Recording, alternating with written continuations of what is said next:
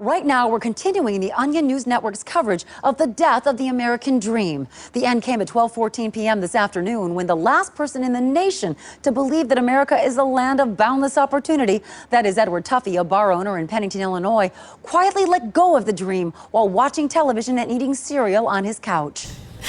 Now, of course, that was a clip from The Onion, which does satire, but satire is unfunny unless there's some truth to it.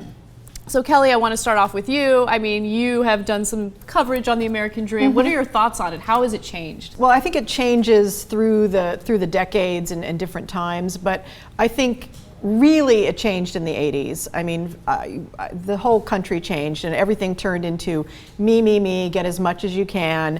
And there was something before that where the American dream would include everybody. There was a common good, aspect to it. Something switched in the American psyche during that decade, and now we're kind of living in the aftermath of that with the deep recession and the bubbles bursting and the fact that everyone, only in the 1% has the real American dream. I mean, it's like this obsession with Ayn Rand's ideology, yes. And forget collectivism, let's focus on the individual, get what you want and do so by any means necessary. And Fred, I have to ask you, what do you think the American dream is? What does it mean to you? I just think living in this country, we have a huge advantage over every other nation in the world. And go to consulates around the world, to American consulates, and see the lineup of people just waiting to get a visa just to come here. And my dream is to get people who are homeless off the street and into an apartment, and people in apartments into condominiums, and condominium owners into homes, and just moving up and making life better for our children. And that's really what the American dream is to me. Ryan, what are your thoughts? What is your idea of the American dream? It's the never-ending story, the movie. Everyone, when people give up their dreams, Fantasia dies. I think America is Fantasia right now.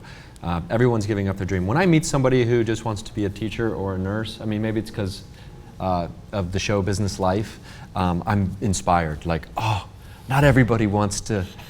Not everybody. There's still people out there who care.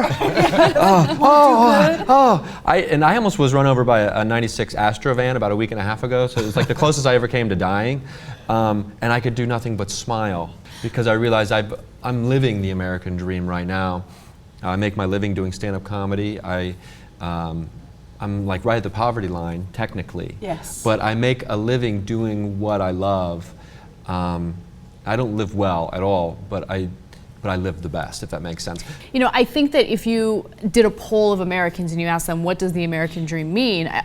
They will always point to wealth. It means that you are wealthy, you are living in a house that you own, you have 2.5 kids, and you have this beautiful car, and you work a job you like, that's fine, you have all the opportunity you want.